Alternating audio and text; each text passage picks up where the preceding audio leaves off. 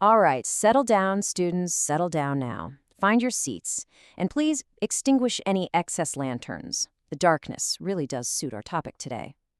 You see, we won't be studying the chivalry of knights or the piety of saints. No, not today. Today, we delve deep into the shadows that, in a way, hold our world together. We're going to examine a life that is truly bound to blood. Now, I want you to pay very close attention to these words. This is not some fanciful exaggeration, no. This describes a fate so completely sealed, a damnation so total, that it's thought of as an inheritance. It's a birthright of suffering, not for the soul in the next life, but for the man right here, in this one. So we begin where all life does, at the beginning. But you have to understand this from the outset. For the subject of our study, there is no choice. His is a hereditary sentence. It's a bloodline defined not by noble deeds, but by necessary, unspeakable sins. I want you to try and imagine this for a moment. You are this child, okay? Before you can even speak your first word, society has already passed its judgment on you. Your family name isn't spoken. It's whispered. It's a curse. You are marked, branded, from the very moment you draw your first breath. You know, the realization doesn't hit you like a clap of thunder. It's more of a slow, creeping horror. It starts with whispers you can't quite make out. Then you notice the pious townsfolk making the sign of the cross as you walk by. Other children are told they can't play with you. You hear rocks clattering against your shutters in the dead of night. And then, one day, you're drawn by that morbid curiosity to the town square. And you see him, the man in the hood, the one causing all the screams. That's your father. Understand this, students. This is crucial. This is not a career path. It is a legal and social prison. A boy might dream of being a farmer, maybe a merchant, even a priest. But those dreams are, well, they're completely irrelevant. The city magistrates, the guild masters, they won't permit any other trade for you. You were born to this work. Your fate was sealed by your grandfather's father. It's not a business. It's a brand. We now turn to the forging of this practitioner.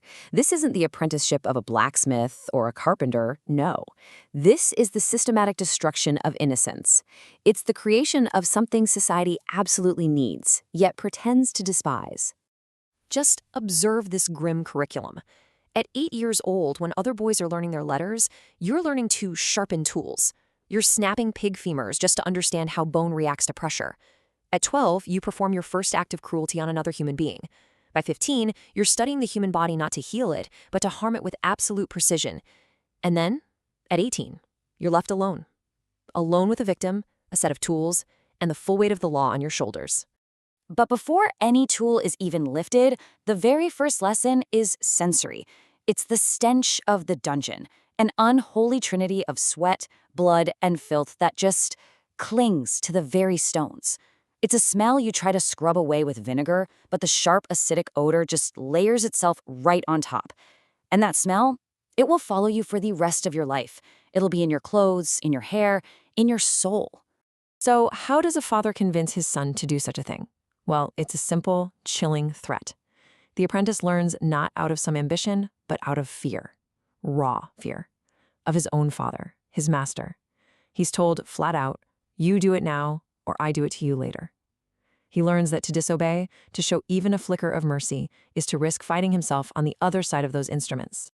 Years pass, and the terrified boy is gone. He's been replaced by a master craftsman. His work is now a science, a cold, detached, and disturbingly proficient application of principles. All of it designed to extract a confession. The art, you see, is in prolonged suffering, not a swift death.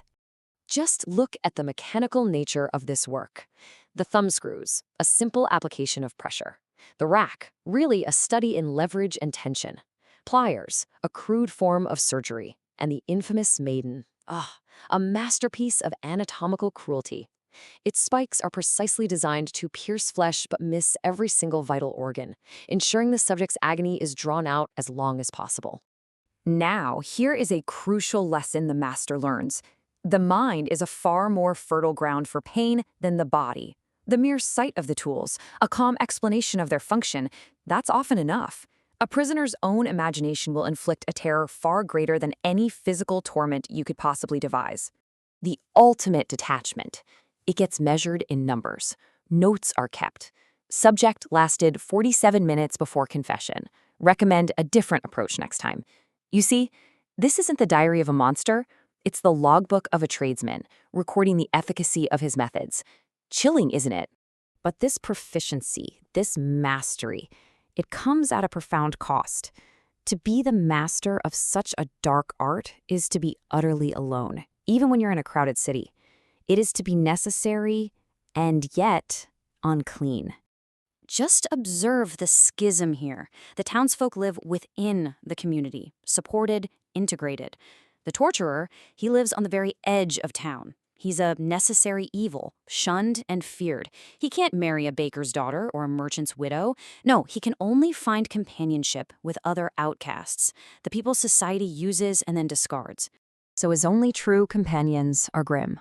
There are the phantom screams that echo in the quiet of the night. There's the heavy drink that dulls the senses but never, ever washes away the memories.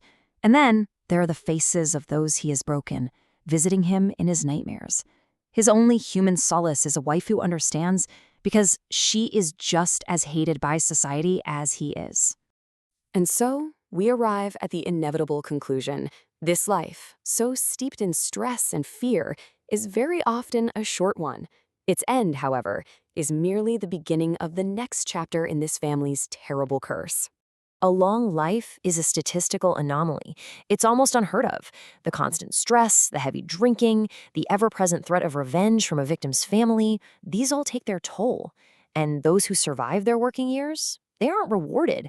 They're disposed of, quietly exiled to erase the stain on the community, or sometimes executed, just to make sure their secrets die with them. To die of old age? Well, that makes you one of the lucky few. Eventually, the body betrays him. Around age 40, after decades of gripping cold iron and turning heavy wheels, the hands begin to shake. That fine control needed for the craft, it's lost. A miscalculation leads to a prisoner dying before he confesses. The master is losing his touch, and there is only one solution. And here it is. Behold the terrible, unbroken chain, a legacy not of wealth or land, but of screams. The curse is passed down like a poisoned chalice from father to son, generation after generation. The cycle has to continue because the law demands it. And so he sits his own son down. He watches the innocence just die in that boy's eyes as he speaks the very same words his own father spoke to him. I didn't choose it, my father didn't choose it, and neither will you. He has now become the very monster he once feared, and he's perpetuating the damnation he always longed to escape. Which brings us to our final question for today. Think about this.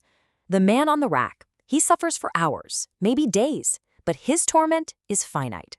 The man turning the wheel, however, he is imprisoned for a lifetime. He's bound to his tools, he's haunted by his deeds, and he's condemned to pass this curse to his own children.